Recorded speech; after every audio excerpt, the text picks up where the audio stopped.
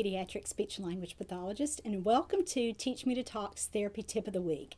There are 6 ways that parents and therapists can teach late talkers, toddlers with language delays, and kids with autism to learn to communicate. If you'll master these 6 strategies, you will be well on your way to help teaching a child that you love to learn to talk.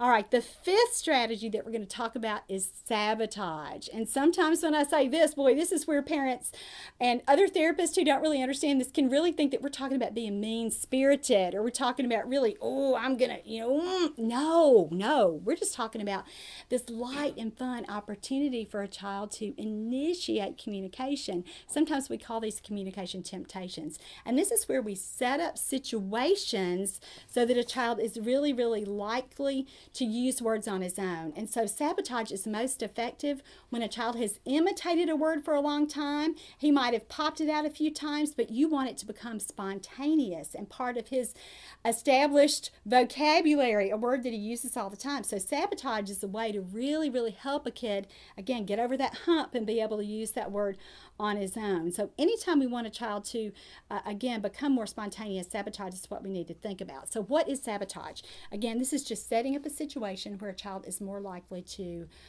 request help or to say that word without you giving him the model of that word in the first place. So one thing that you might do that's so fun with this is just to give a child a part of what she needs to complete an activity. So if she likes playing with race cars on a racetrack, you might just put out the racetrack without the cars and see what happens. See how she responds, what's she going to do? How's she going to ask you for the cars? Does she notice that the cars aren't there? Does she look around like, where are the cars? Does she try to do something non-verbally, like take your hand and maybe put it over here on the bag where she can see the cars where it's about to open? Or if you're using this as an example, let's say that, and I think this example is in the autism workbook. Let's say that you've put something up high on a shelf that your child really wants as a communication temptation, as a sabotage to help him be able to begin to initiate. And so he might start initiating by, just by looking at it, or he might even take your hand and lead you over there and maybe even get a point so that you're knowing that he notices what's on the shelf and he wants it down. And so those are certainly when we shape those nonverbal behaviors too, to the point where they are really using their words with that, and you kind of walk him through this, and he set this up, and then you might, if he still can't come up with whatever that word is there to verbally request it, after you've said, tell me, what do you want? I don't know. And maybe you've even offered some other silly choices. When a kid is doing that, I try to offer, I might say, glasses, do you want my glasses? Or cup, do you want my drink? When they're saying no, or they're telling me no, and then you're again prompting them to say that word. You might give the model. You might say, oh, is it your cars? Do you want your cars?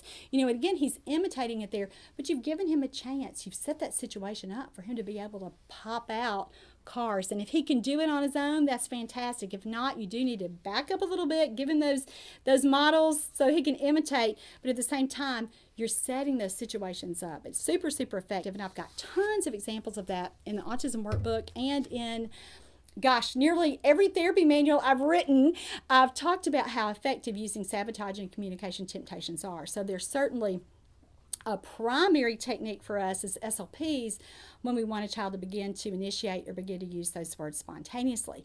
And so this certainly, again, is a technique that sometimes we use too soon in therapy when we haven't heard a kid say a word at all. We try to do that just to see we prompted it, and that's too soon. So go back and work on imitation, and then you're going to be more effective with sabotage.